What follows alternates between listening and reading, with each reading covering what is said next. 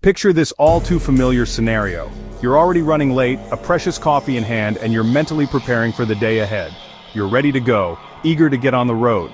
You slide into the driver's seat, insert the key, and turn the ignition. But nothing happens. Absolutely nothing, just an unsettling silence. No reassuring hum, no engine trying to catch. That gut-dropping moment of realization. The creeping dread that washes over you. It's a surprisingly common problem, more common than you might think, leaving countless drivers stranded and frustrated. But the good news is that, usually, the fix is much easier and less expensive than you'd expect. Today, I'll walk you through the 8 most common reasons why your car refuses to start, the culprits behind that frustrating silence. And more importantly, I'll show you exactly how to diagnose and fix them yourself, step by simple step. So hit that like button, subscribe to the channel, and together, let's turn you into a confident car-starting superhero, ready to tackle any ignition challenge. So you're stranded. The engine won't turn over and that familiar feeling of dread starts to creep in. What's the most likely culprit behind this automotive inconvenience? More often than not, it's a dead battery. The silent killer of road trips and morning commutes. If you turn the key and hear absolutely nothing, just silence. Or perhaps just a faint rapid clicking sound emanating from under the hood, that's a telltale sign. To be sure, grab a multimeter and check your battery's voltage. This simple tool can give you a definitive answer. Set the multimeter to the 20V DC setting, then carefully touch the red probe to the positive terminal, and the black probe to the negative terminal of the battery. A healthy, fully charged battery should read 12.6 volts or higher. That's the sweet spot. If the reading is below 12 volts, you're going to need a jump start to get back on the road. You can use traditional jumper cables in another vehicle, or for a more convenient solution, a portable jump starter. These little devices are a lifesaver.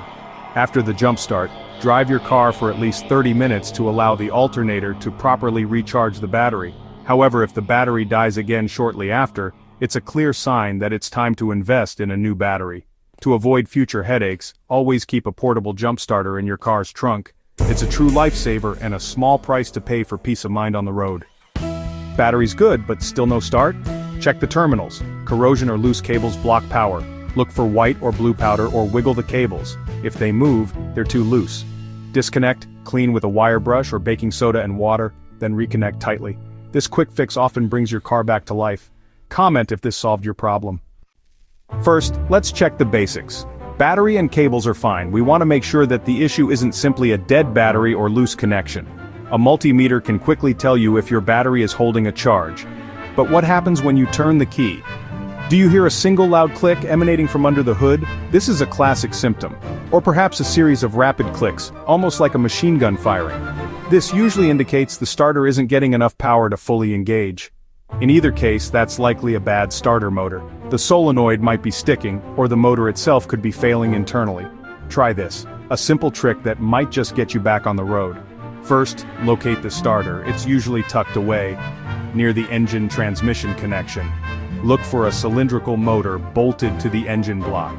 Now, carefully tap it gently with a tire iron or a small hammer. Don't hit it too hard while someone else turns the key in the ignition. Coordination is key here.